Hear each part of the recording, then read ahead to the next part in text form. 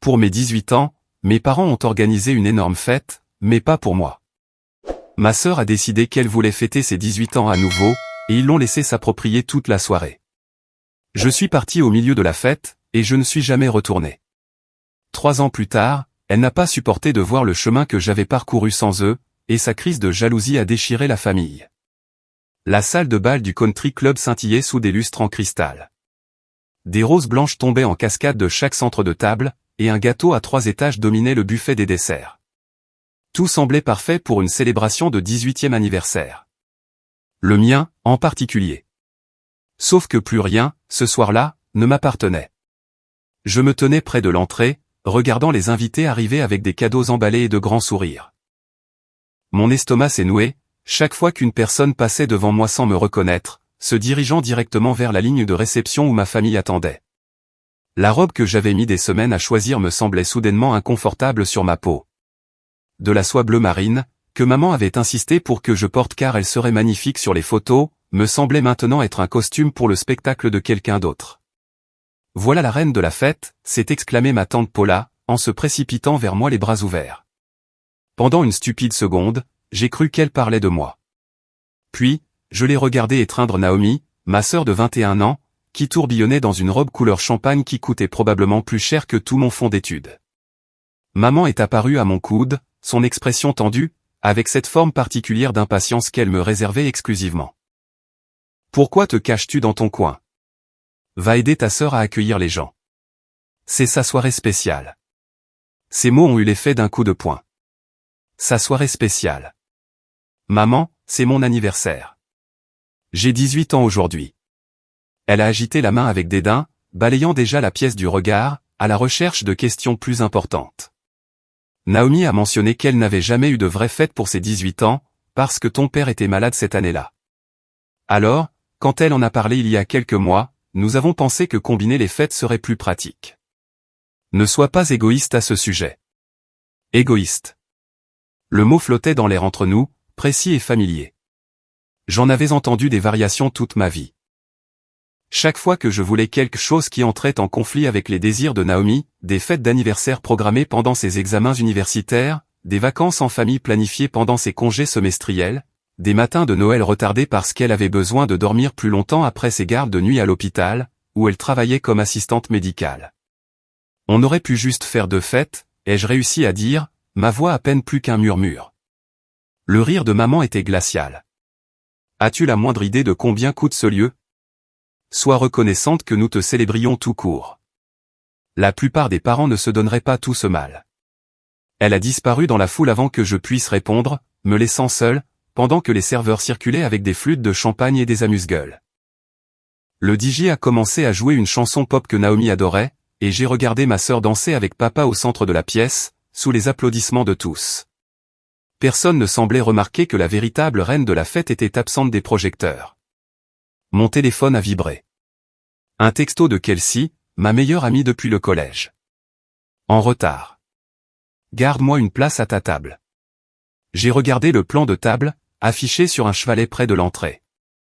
Table 1, Hélène et Richard, mes parents, Naomi, 3, le petit ami de Naomi, Paula, divers amis de la famille. Mon nom apparaissait à la table 7, niché dans le coin arrière, avec des cousins éloignés que je connaissais à peine et ma grand-tante, qui était presque sourde. Les larmes ont commencé à couler avant que je puisse les arrêter. Je me suis réfugié dans les toilettes, pressant des serviettes en papier froide contre mes yeux pour sauver ce qui restait de mon maquillage. Le visage qui me regardait dans le miroir semblait jeune et stupide. Comment avais-je pu croire que ce soir serait différent ? Chaque étape importante de ma vie s'était déroulée exactement comme ça, avec Naomi occupant le devant de la scène, pendant que j'attendais dans les coulisses. Quand je suis ressorti, la fête battait son plein. Naomi tenait salon à une table, entourée de ses amis de l'hôpital, tous riant à une histoire qu'elle racontait. Maman et papa se tenaient à proximité, rayonnant de fierté. Le gâteau avait été apporté, et j'ai remarqué, avec une résignation engourdie, qu'il était écrit « Joyeux 18e anniversaire », Naomi en lettres cursives. Aucune mention de mon nom, nulle part. Excusez-moi, un serveur m'a arrêté avec un plateau de champagne. Vous êtes à la fête d'anniversaire ? La question a failli me briser. J'ai pris un verre, même si je n'étais pas encore censé boire, et je l'ai vidé en 3 gorgées. Les bulles m'ont brûlé la gorge, mais la légère ivresse a aidé à atténuer l'humiliation. Autour de moi, les gens dansaient, riaient, et célébraient quelqu'un qui avait déjà eu son moment de gloire il y a 6 ans. Mon véritable 18e anniversaire n'était devenu rien de plus qu'une excuse commode pour que Naomi revive ses jours de gloire. Kelsey est enfin arrivée, et en voyant mon visage, elle m'a immédiatement prise dans ses bras avec force. « Qu'est-ce qui s'est passé ? Tu as l'air anéanti. » Je lui ai tout expliqué, dans un flot de mots qui se bousculaient. Son expression est passée de la confusion à la fureur, tandis qu'elle balayait la pièce du regard, notant tous les détails que je décrivais. « Tu plaisantes ? C'est de la folie. Où est ton gâteau ? Tes cadeaux ? Là-bas. » J'ai montré la table des cadeaux, qui débordait de boîtes et de sacs. La plupart ont le nom de Naomi sur les étiquettes. Les gens pensaient qu'il venait à sa fête. Kelsey m'a pris la main. On s'en va, tout de suite. Je ne peux pas simplement quitter ma propre fête d'anniversaire. Ce n'est plus ta fête. Elle me tirait déjà vers la sortie. Allez, on va aller quelque part où on t'apprécie vraiment. J'ai jeté un dernier regard en arrière, vers ma famille. Maman riait de quelque chose que Paula disait. Papa avait son bras autour des épaules de Naomi, la regardant avec une affection si évidente que c'en était douloureux à voir. Aucun d'eux ne m'avait regardé de cette façon depuis des années. Peut-être ne l'avait-il jamais fait.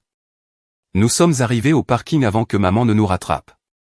Ses talons claquaient sur le bitume, et son visage était rouge de colère. « Où croyez-vous aller comme ça ? Tu ne peux pas simplement abandonner la fête de ta sœur. » La fête de ma sœur, ai-je répété, goûtant l'amertume de ses mots. C'était censé être la mienne. Tu es dramatique. Rentre à l'intérieur et arrête de mettre cette famille dans l'embarras. Quelque chose en moi s'est fissuré alors, comme de la glace qui se brise sous la pression. Non. Les yeux de maman se sont écarquillés. Je ne lui avais jamais refusé un ordre direct auparavant. Qu'est-ce que tu as dit ? J'ai dit non. J'en ai fini. Je pars, et je ne reviendrai pas, ne sois pas ridicule. Tu as 18 ans, sans travail et sans perspective. Où crois-tu que tu vas aller, exactement ? J'avais été accepté à Northwestern avec une bourse partielle, quelque chose que j'avais accompli entièrement seul, puisque mes parents avaient été trop occupés à gérer la carrière de Naomi pour m'aider avec mes candidatures universitaires. Le plan était de vivre à la maison et de faire la navette pour économiser de l'argent. Ce plan s'est évaporé dans le parking du country club. Je me débrouillerai. Ma voix semblait plus stable que je ne me sentais.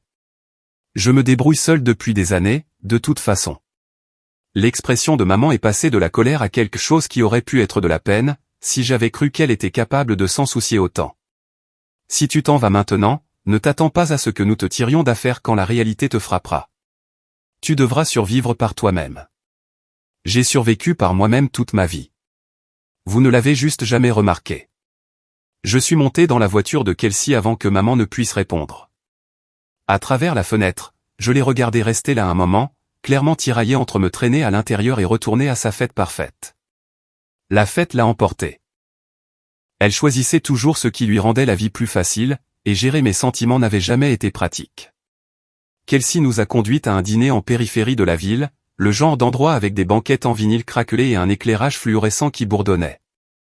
Nous avons commandé des pancakes, même s'il était 21h, et elle m'a laissé pleurer dans mon café pendant que je digérais ce que je venais de faire. Mon téléphone a explosé de textos de membres de ma famille, tous des variations sur le même thème, j'étais ingrate, immature, égoïste d'avoir gâché la soirée de Naomi. Personne ne m'a demandé si j'allais bien. Tu peux rester avec moi, a proposé Kelsey. Mes parents ne verront pas d'inconvénient. Ils ont la chambre d'amis qui ne sert à rien. J'ai accepté, parce que je n'avais pas d'autres options. Cette nuit-là, j'ai tout ce que je possédais dans des sacs poubelles, et j'ai déménagé de la maison de mes parents pendant qu'ils étaient encore au country club. Ils ne sont rentrés qu'après minuit, et à ce moment-là, j'étais déjà parti. Les 3 années suivantes ont été les plus difficiles de ma vie. J'ai cumulé 2 emplois tout en étudiant à temps plein à Northwestern, survivant avec 4 heures de sommeil et des nouilles instantanées. Les parents de Kelsey m'ont fait payer un loyer minime et m'ont traité avec plus de gentillesse que ma propre famille ne l'avait jamais fait. J'ai gardé la tête basse, je me suis concentré sur mes études, et j'ai lentement construit une vie qui m'appartenait entièrement. Mes parents ont essayé d'appeler plusieurs fois, durant les premiers mois. Maman a laissé des messages vocaux disant que je devais m'excuser auprès de Naomi pour avoir gâché sa fête. Papa a envoyé des emails avec des objets comme « il est temps de rentrer à la maison », que j'ai supprimés sans les lire. Finalement, les messages ont cessé. Ils m'avaient rayé de leur vie aussi facilement qu'on barre un article sur une liste de courses. J'ai changé de spécialité pour l'informatique, après avoir découvert un talent inattendu pour le codage. Mes professeurs ont remarqué mon travail, et en 3e année, j'ai décroché un stage dans une start-up technologique du centre-ville. L'entreprise était petite mais innovante, et ils m'ont donné ma chance quand les plus grandes entreprises ne voulaient pas le faire. Je me suis jeté à corps perdu dans le travail, avec la même intensité que j'avais mise à survivre, et cela a payé quand ils m'ont offert un poste à temps plein avant même l'obtention de mon diplôme. La start-up était spécialisée dans les logiciels d'analyse de données, et j'ai rejoint leur équipe de développement au moment parfait. Nous construisions quelque chose de véritablement utile, une plateforme qui aidait les petites entreprises à comprendre les données de leurs clients, sans avoir besoin d'engager des consultants coûteux. Mon rôle se concentrait sur l'interface utilisateur, rendant des informations complexes accessibles à des personnes qui n'étaient pas expertes en technologie. Il y avait quelque chose de profondément satisfaisant à créer des outils qui donnaient du pouvoir aux autres. Peut-être parce que je comprenais ce que c'était que de n'avoir aucun pouvoir. Ma chef d'équipe, Jennifer, est devenue une mentor inattendue. Elle avait la mi-trentaine, brillante sans être condescendante, et elle a vu en moi un potentiel que je n'avais pas reconnu moi-même. Pendant les longues nuits passées à déboguer du code, elle partageait des histoires sur ses propres dynamiques familiales compliquées. Ses parents avaient divorcé quand elle était jeune, la laissant naviguer entre deux foyers qui se disputaient sa loyauté. Elle comprenait ce que signifiait se sentir prise entre des attentes impossibles. « Tu travailles comme quelqu'un qui a quelque chose à prouver », a-t-elle observé un soir, alors que j'étais à nouveau la dernière personne au bureau. « Mais tu n'as rien à prouver à personne, sauf à toi-même. » Ces mots me sont restés. J'avais agi en supposant que le succès validerait en quelque sorte ma décision de partir, que mes réussites justifieraient rétroactivement la douleur d'avoir abandonné ma famille. Mais Jennifer avait raison. Je courais après une validation externe, parce que je n'avais jamais appris à me valider moi-même. À cette époque, j'ai commencé une thérapie. Une fois que j'ai eu un emploi à temps plein avec de bons avantages sociaux, mon assurance couvrait les services de santé mentale. Jennifer m'avait recommandé sa propre thérapeute, quand elle avait remarqué à quel point je me poussais à bout. Le docteur Patricia Lawson était une femme d'une 50aine d'années, avec des yeux bienveillants et une capacité déconcertante à voir à travers la façade que je présentais. Lors de notre première séance, j'ai passé 45 minutes à insister sur le fait que j'allais bien, que je gérais juste un stress normal. « Parlez-moi de votre famille », a-t-elle dit, de cette manière douce et dévastatrice qu'ont les thérapeutes, une question qui semblait anodine mais qui touchait directement la blessure. Je lui ai d'abord donné la version édulcorée. Des parents occupés. Une sœur qui recevait plus d'attention. Une rivalité fraternelle normale. Le docteur Lawson a écouté sans interrompre, son expression neutre mais attentive. Quand j'ai eu fini, elle a posé une seule question de suivi. Quand était la dernière fois que quelqu'un dans votre famille vous a demandé comment vous alliez, et a réellement attendu une réponse honnête? J'ai ouvert la bouche pour répondre, et j'ai réalisé que je ne pouvais me souvenir d'aucun exemple. Le silence s'est étiré entre nous, lourd d'implications que je n'étais pas prête à examiner. C'est là que j'ai commencé à pleurer. Et une fois que j'ai commencé, je n'ai pas pu m'arrêter. 3 ans de chagrin refoulé se sont déversés dans le bureau du docteur Lawson, et elle est restée assise là, me tendant des mouchoirs et me laissant me briser en morceaux. La thérapie est devenue ma bouée de sauvetage. Semaine après semaine, j'ai enlevé les couches d'un dysfonctionnement que j'avais normalisé, parce que c'était tout ce que j'avais jamais connu. Le docteur Lawson m'a aidé à comprendre que la négligence émotionnelle de mes parents n'était pas de ma faute, que le comportement de Naomi était un symptôme du même système toxique auquel j'avais échappé. Elle m'a appris des termes comme bouc émissaire et enfant prodige, des rôles familiaux qui expliquaient tant de choses sur mon enfance. Vos parents ont créé une dynamique où votre sœur était récompensée pour son existence, tandis que vous étiez puni pour avoir des besoins, a expliqué le docteur Lawson lors d'une séance. Ce n'est pas une rivalité fraternelle normale. C'est du favoritisme structurel, et cela cause de réels dommages psychologiques. L'entendre formuler ainsi, de manière clinique et claire, m'a aidé à cesser de me blâmer. J'avais passé des années à me demander ce qui n'allait pas chez moi, pour que mes parents soient incapables de m'aimer correctement. La thérapie a révélé que le problème n'avait jamais été moi. C'était des personnes brisées, élevant des enfants dans un système brisé, et j'avais été un dommage collatéral. Ma carrière a accéléré tout au long de ma dernière année d'études.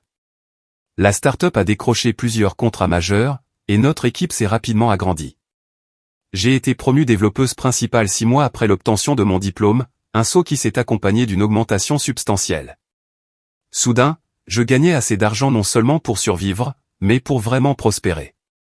J'ai commencé à rembourser agressivement mes prêts étudiants, grignotant la dette qui m'avait semblé insurmontable quelques mois auparavant.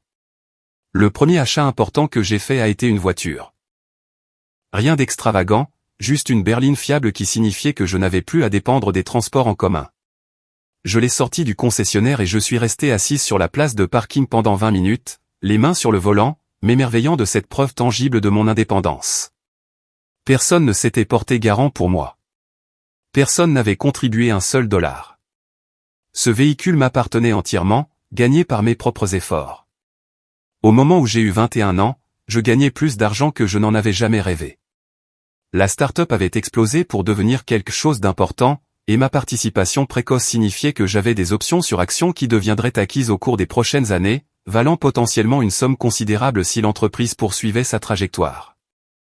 J'ai emménagé dans mon propre appartement, dans une tour près de la rivière, j'ai acheté des meubles assortis, et j'ai commencé à construire le genre de vie que mes parents avaient toujours promis à Naomi, mais jamais à moi. L'appartement est devenu mon sanctuaire. Des fenêtres du sol au plafond donnaient sur la ligne d'horizon de Chicago, et certains matins, je me tenais là avec mon café, regardant la ville se réveiller et ayant l'impression d'être enfin arrivé quelque part qui comptait. J'ai décoré avec soin, choisissant des pièces qui reflétaient qui j'étais, plutôt que qui je pensais devoir être. Des plantes bordaient les rebords des fenêtres, parce que j'aimais la façon dont elles adoucissaient les lignes modernes. Des livres remplissaient des étagères sur mesure, parce que la lecture avait été mon évasion d'enfant. Des œuvres d'art de galeries locales couvraient les murs, parce que je voulais soutenir d'autres personnes qui construisaient quelque chose à partir de rien. Kelsey m'a aidé à organiser mon premier vrai dîner dans ce nouvel espace. Elle avait été mon soutien constant à travers tout, et sa famille était devenue le modèle de ce à quoi ressemblent des relations saines. Ses parents m'ont traité comme une seconde fille, se présentant à ma remise de diplôme quand mes propres parents ne l'ont pas fait. Ils m'avaient donné une carte avec un chèque généreux à l'intérieur, et un mot qui disait « Nous sommes si fiers de toi ». J'ai pleuré en lisant ces 4 mots, réalisant à quel point j'en avais désespérément envie toute ma vie. « Regarde-toi », a dit Kelsey, en inspectant mon appartement avec une fierté évidente. « Tu as fait ça, tout ça, malgré tout ce qu'ils t'ont fait subir. » À cause de tout ce qu'ils m'ont fait subir, ai-je corrigé. Je ne me serais pas battu aussi fort si j'avais eu un chemin plus facile. C'était vrai. Même si le reconnaître semblait compliqué, la négligence de mes parents avait forgé en moi une résilience qui ne se serait peut-être pas développée autrement. J'avais appris à ne compter que sur moi-même, à faire confiance à mon propre jugement, à construire le succès par pure détermination. C'étaient des compétences précieuses, même si j'aurais aimé les acquérir différemment. Les réseaux sociaux sont devenus un champ de mine pendant cette période. J'avais verrouillé mes profils après avoir quitté la maison, mais parfois, je craquais et je regardais ce que ma famille publiait. L'Instagram de Naomi était un florilège de sa vie soi-disant parfaite, des rendez-vous romantiques avec 3, des brunchs avec des amis, des photos professionnelles de son travail à l'hôpital. Le Facebook de maman était rempli de publications fières sur les réalisations de Naomi. Chacune était un rappel des éloges que je n'avais jamais reçus. Je me suis entraîné à ne plus regarder. Le docteur Lawson appelait ça protéger ma paix, et elle avait raison. Chaque fois que je consultais leur page, je sentais cette vieille blessure se rouvrir. Il valait mieux me concentrer sur ma propre vie, mes propres réussites, mon propre bonheur soigneusement construit. Le travail m'a apporté une structure et un but. Jennifer m'a promu chef d'équipe quand elle est passée à un poste de direction. Et soudain, j'avais 3 développeurs juniors sous ma responsabilité. La responsabilité semblait énorme, mais je l'ai abordée comme j'abordais tout le reste, en travaillant plus dur que nécessaire et en refusant d'échouer. Mon équipe me respectait, non pas parce que je l'exigeais, mais parce que je me souciais sincèrement de leur croissance et de leur succès. « Tu es vraiment doué pour ça », m'a dit l'un de mes développeurs, Marcus, après que je l'ai aidé à déboguer un problème particulièrement délicat. « Genre, meilleur que n'importe quel manager que j'ai eu avant. » Le compliment m'a prise au dépourvu. Je me souviens juste de ce que c'était que de débuter sans soutien. J'essaie d'être ce dont j'avais besoin à l'époque. Cette philosophie s'étendait au-delà du travail. J'ai commencé à faire du bénévolat dans un programme de codage pour les jeunes défavorisés, enseignant à des adolescents de milieux difficiles les compétences qui m'avaient sauvé. Les voir comprendre des concepts et s'illuminer de possibilités me semblait, d'une certaine manière, rédempteur, comme si je rendais ce que la famille de Kelsey m'avait donné. Beaucoup de ces jeunes venaient de situations bien pires que la mienne, et leur résilience m'humiliait. Une élève, une jeune fille de 15 ans nommée Ashley, me rappelait douloureusement mon moi plus jeune. Elle était calme et observatrice, clairement intelligente, mais convaincue qu'elle ne méritait pas d'opportunité. Ses parents traversaient un divorce amer, et aucun ne semblait particulièrement intéressé par son bien-être émotionnel.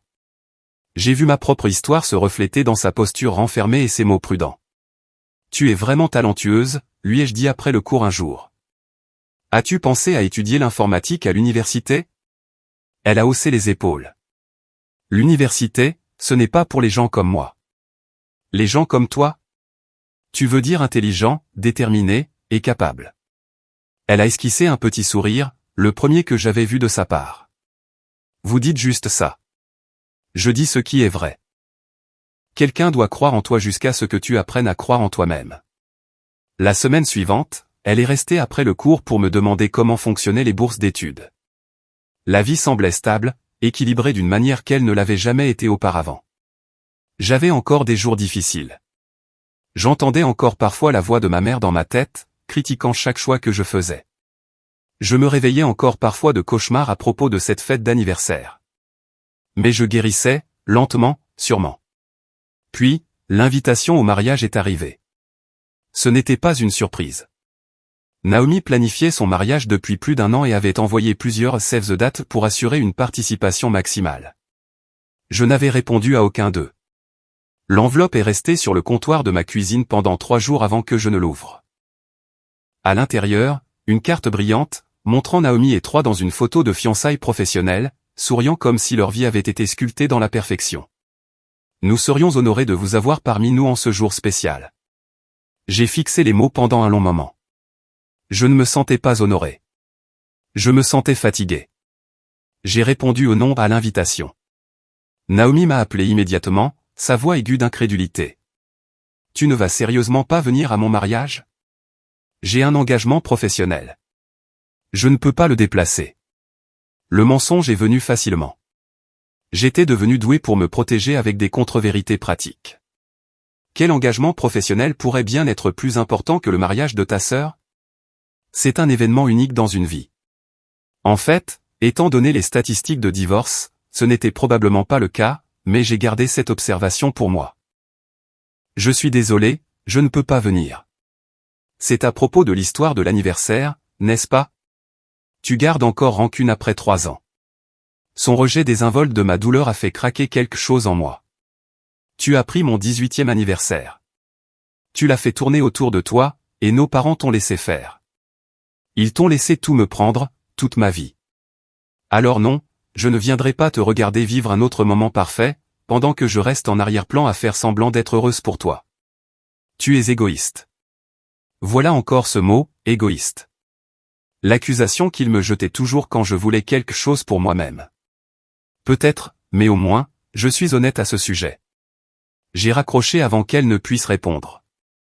Mes mains tremblaient en posant le téléphone. L'adrénaline inondait mon système.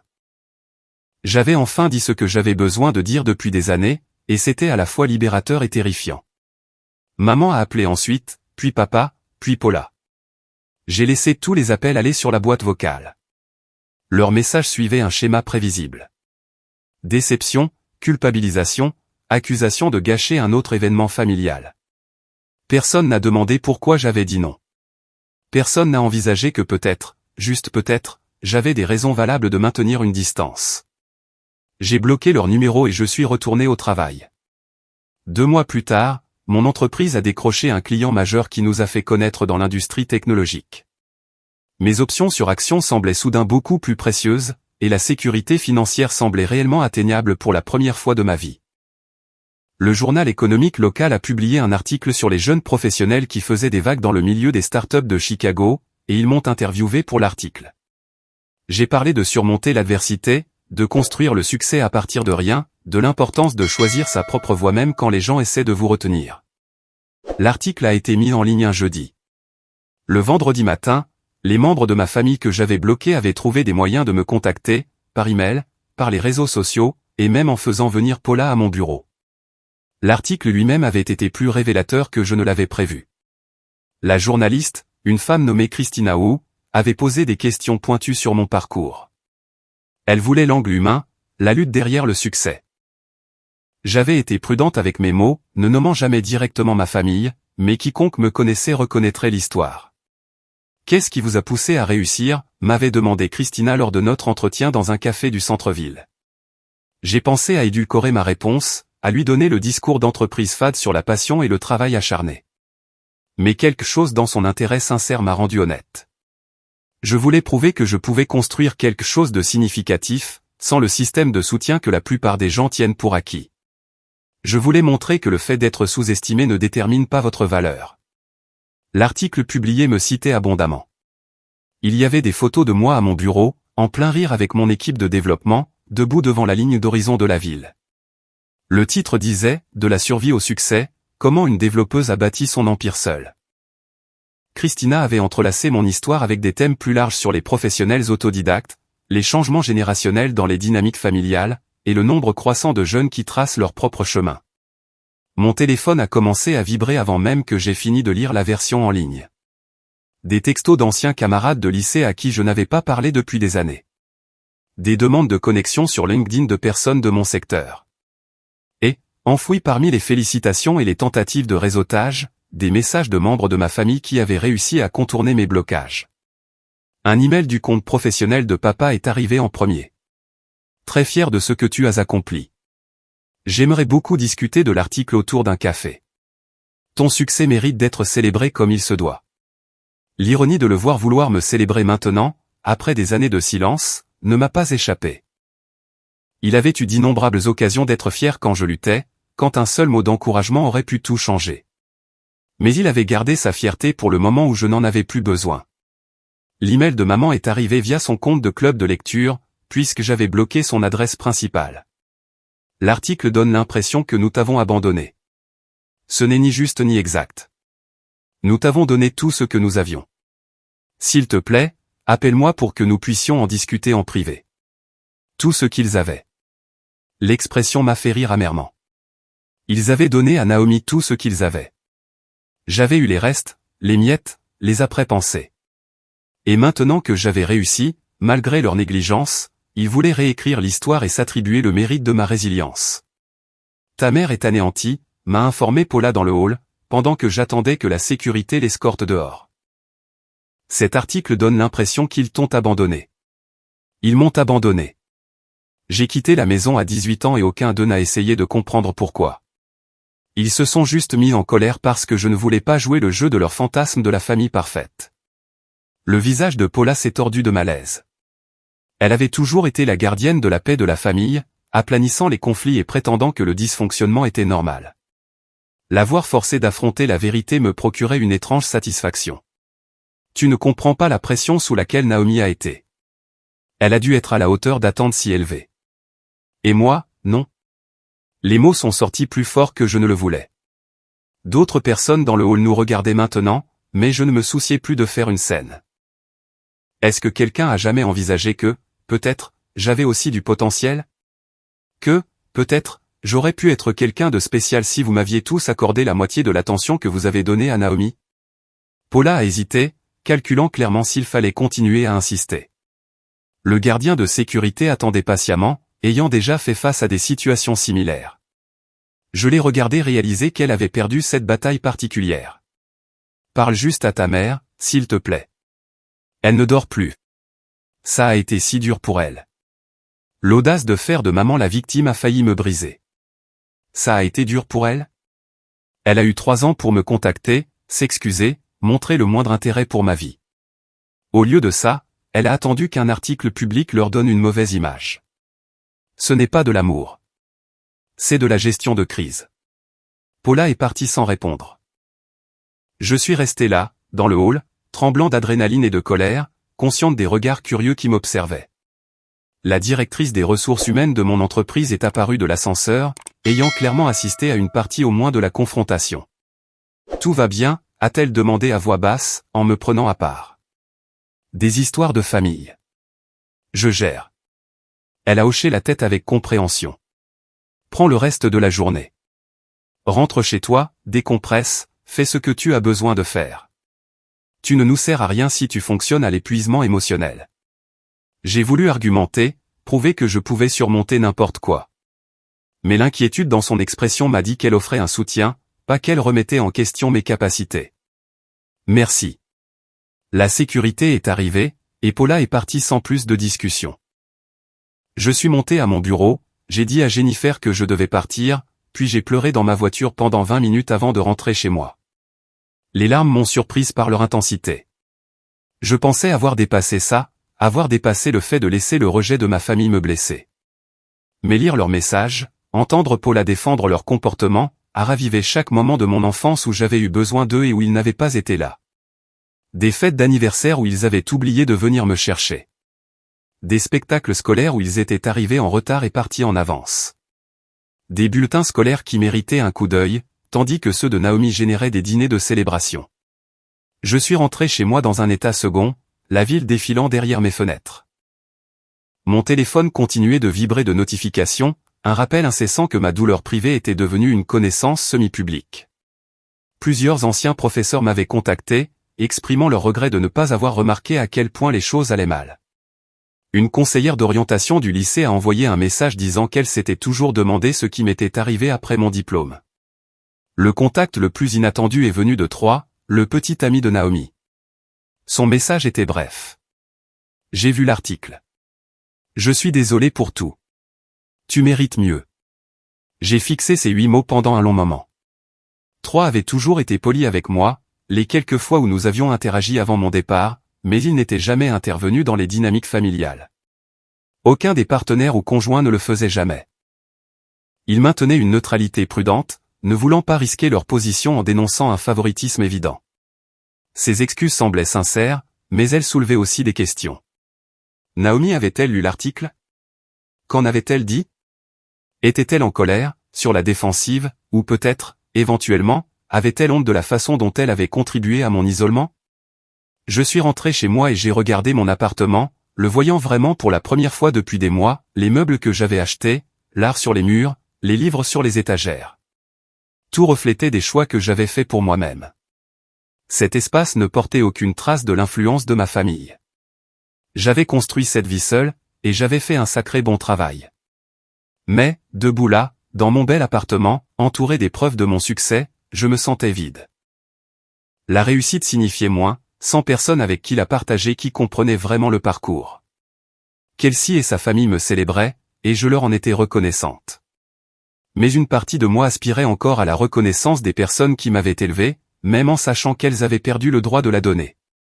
Le docteur Lawson dirait que c'est normal, que les enfants sont programmés pour chercher l'approbation parentale, même lorsque les parents ne méritent pas ce pouvoir. Elle me rappellerait que guérir ne signifie pas que la blessure cesse de faire mal complètement. Cela signifie simplement qu'on apprend à vivre avec la cicatrice. Je me suis fait un thé et je me suis installé sur mon canapé, lisant enfin tous les messages systématiquement. La plupart étaient des félicitations. Quelques-uns provenaient de personnes essayant de réseauter pour entrer dans mon entreprise. Plusieurs venaient de parents éloignés, exprimant leur choc que les choses aient été si mauvaises dans ma famille immédiate, comme s'ils n'avaient pas été présents pour la plupart. Mon téléphone a sonné. Numéro inconnu. Contre toute attente, j'ai répondu. C'est moi. La voix de Naomi semblait différente, plus petite en quelque sorte. On peut parler? Vraiment parler. Pas seulement cette rencontre superficielle autour d'un café. J'aurais dû dire non. Chaque instinct me criait de protéger les limites que j'avais travaillé si dur à établir.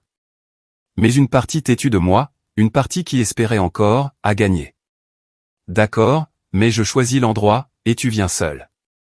Nous nous sommes rencontrés dans un parc près du lac, un terrain neutre où aucune de nous n'avait l'avantage du terrain.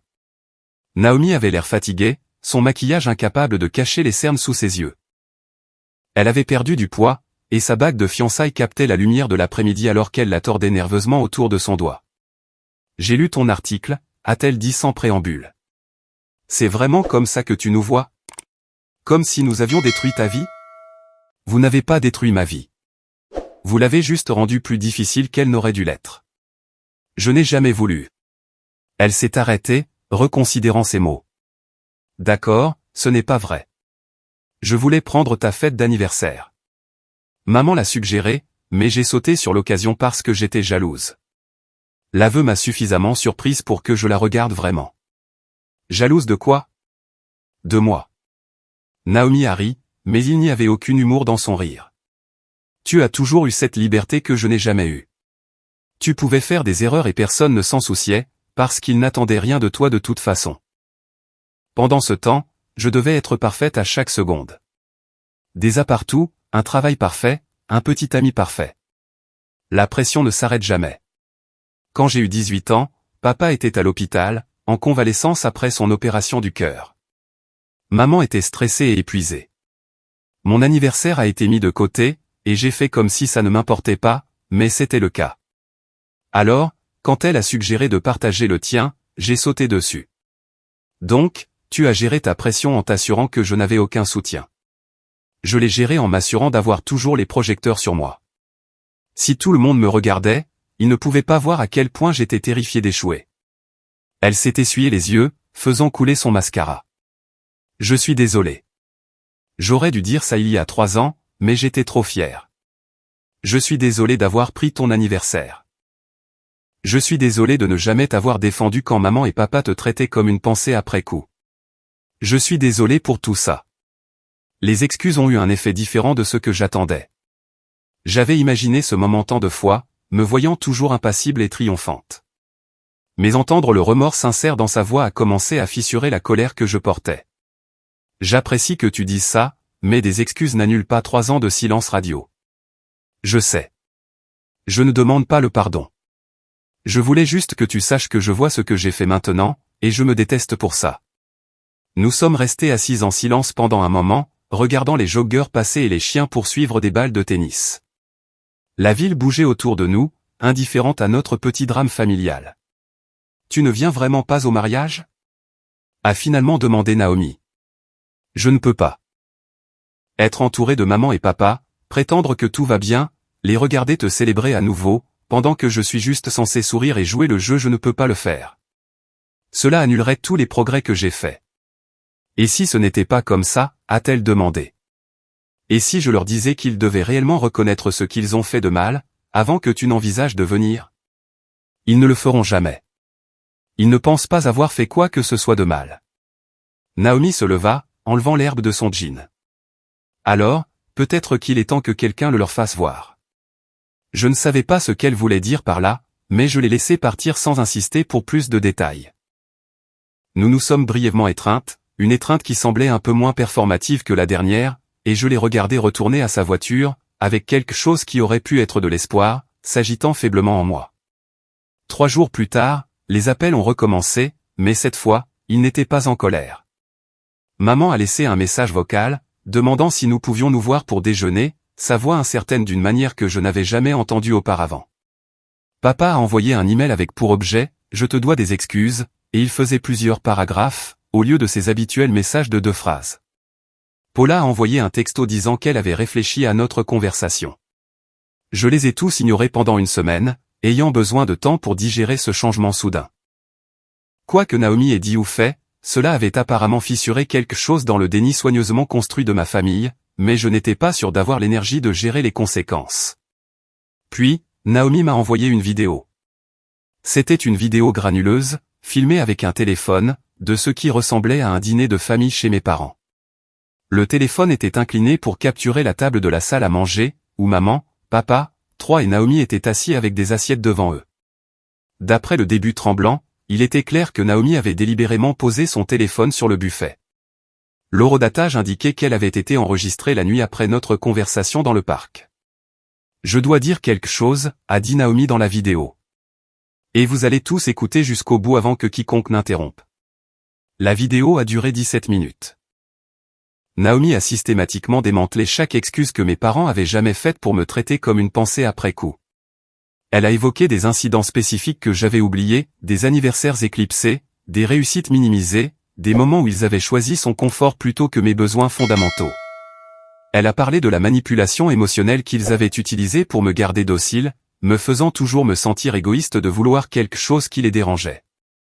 Maman a essayé d'interrompre plusieurs fois, mais Naomi l'a fait taire à chaque fois avec un ferme « je n'ai pas fini ». Papa était assis là, l'air de plus en plus mal à l'aise, son visage rouge d'une émotion que je ne pouvais pas tout à fait identifier à travers les images pixelisées. « Vous l'avez brisé », a dit Naomi vers la fin, la voix tremblante. « Vous avez brisé votre propre fille, parce que vous étiez trop paresseux pour nous aimer toutes les deux à égalité. Et quand elle a essayé de vous dire à quel point vous l'aviez blessée, vous l'avez accusée d'être trop sensible. Vous lui devez plus que des excuses. Vous lui devez des années de factures de thérapie, des opportunités manquées, et l'enfance qu'elle aurait dû avoir. » La vidéo s'est terminée avec maman en larmes et papa assis dans un silence stupéfait. La main de Troy est entrée dans le cadre pour serrer l'épaule de Naomi. Puis l'écran est devenu noir.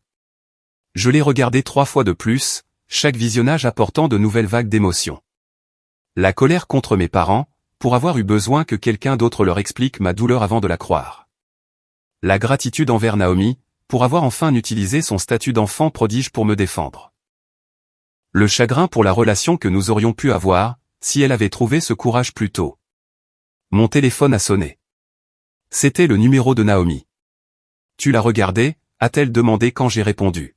« Oui. Je sais que ça ne répare rien, mais je voulais que tu vois que je pensais ce que j'ai dit dans le parc. J'ai fini de les cautionner. Qu'ont-ils dit après que tu as arrêté d'enregistrer ?» Maman a essayé de se justifier. Papa a admis qu'ils avaient tout gâché, mais il n'arrêtait pas d'essayer de minimiser la gravité de la situation. Je leur ai dit que s'ils n'examinaient pas sincèrement leur comportement et ne faisaient pas de véritables amendes, je limiterais aussi le contact avec eux. Elle a hésité. J'ai annulé le grand mariage que nous prévoyions. On fait quelque chose de simple à la mairie à la place. Moins de gens, moins de stress, pas de spectacle nécessaire. Tu avais raison sur tout, Naomi. J'ai été tellement concentré sur le fait de répondre à leurs attentes que je suis devenu une partie du problème. Je ne veux plus être cette personne. Nous avons parlé pendant une autre heure.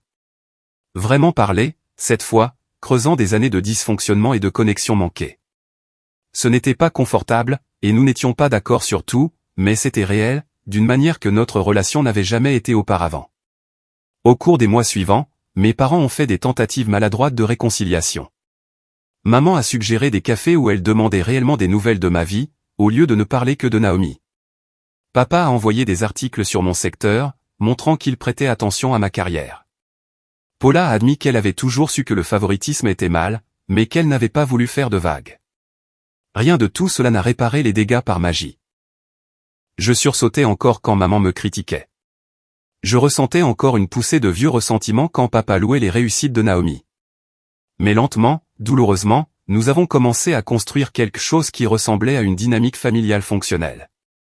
Le véritable changement est survenu le jour de mon 22e anniversaire, près d'1 an après la publication de l'article, et plusieurs mois après le début du processus de réconciliation désordonnée de notre famille. Je n'avais rien prévu de spécial, trop conditionné à m'attendre à la déception pour prendre la peine de célébrer. Mais ce matin-là, Naomi s'est présentée à mon appartement avec des ballons et du café de mon café préféré. « Habille-toi. On sort. J'ai du travail. J'ai déjà tout arrangé avec ton patron. Allez. » Elle a planifié une journée entière autour de choses que j'aimais vraiment. Un brunch dans un restaurant que j'avais mentionné une fois en passant. Une séance de cinéma pour un film que je voulais voir, du shopping dans des librairies plutôt que des boutiques, un dîner dans un endroit qui servait la nourriture épicée qu'elle détestait mais que j'adorais. Alors que le soleil se couchait, nous nous sommes assises sur le même banc, dans le même parc où nous avions eu notre première conversation honnête des mois plus tôt. Cette fois, le silence entre nous était confortable, au lieu d'être tendu. « Merci », ai-je dit. « Pour aujourd'hui, pour la vidéo, pour m'avoir enfin vu. J'aurais dû te voir depuis le début. Je suis toujours désolé que ça ait pris autant de temps. » Mon téléphone a vibré de messages de divers membres de la famille, me souhaitant un joyeux anniversaire. Celui de maman incluait une photo d'un gâteau qu'elle avait fait, un simple gâteau à la vanille avec mon nom correctement orthographié en glaçage. Le message de papa mentionnait qu'il était fier de la femme que j'étais devenue. Paula a envoyé un cadeau d'animaux qui dansent. C'était de petits gestes, rien qui n'effaçait des années de négligence, mais c'était de réels efforts de la part de personnes qui essayaient. Je ne pouvais pas tout pardonner. Je ne leur ferais peut-être plus jamais entièrement confiance, mais je pouvais reconnaître les tentatives et voir où elles menaient. « Es-tu heureuse ?» a soudainement demandé Naomi. « Jean, sincèrement heureuse de ta vie ?» J'ai pensé à mon appartement, à ma carrière, aux amitiés que j'avais construites, à l'indépendance pour laquelle je m'étais battu. Oui, ai-je dit. En fait, je le suis. Tu mérites de l'être. Nous sommes restés assises là jusqu'à ce que les lampadaires s'allument, deux sœurs qui avaient passé des années à se blesser, apprenant enfin à coexister. Ce n'était pas une fin de conte de fées. La vraie vie ne fonctionne pas comme ça. Mais c'était honnête, désordonné, réel. La famille ne s'est pas effondrée après la confrontation de Naomi. Au contraire, elle est devenue plus forte, une fois que nous avons tous cessé de prétendre que le dysfonctionnement n'existait pas. Nous avions maintenant des dîners hebdomadaires, où les gens écoutaient réellement, au lieu d'attendre leur tour pour parler. Maman voyait un thérapeute pour travailler sur ses schémas. Papa a commencé à faire un effort pour assister à mes événements professionnels, de la même manière qu'il l'avait toujours fait pour Naomi. Les progrès étaient lents et imparfaits. Certains jours, j'avais encore envie de leur crier dessus pour avoir gâché tant d'années. D'autres jours, je me sentais reconnaissante que nous ayons trouvé notre chemin jusqu'ici. La fête d'anniversaire qui m'avait fait fuir nous avait finalement tous forcés à affronter des vérités que nous avions évitées. 3 ans après avoir quitté ce country club, je me tenais devant le miroir de mon appartement, me préparant pour le petit mariage de Naomi à la mairie. Je portais la robe en soie bleu marine de mon 18e anniversaire.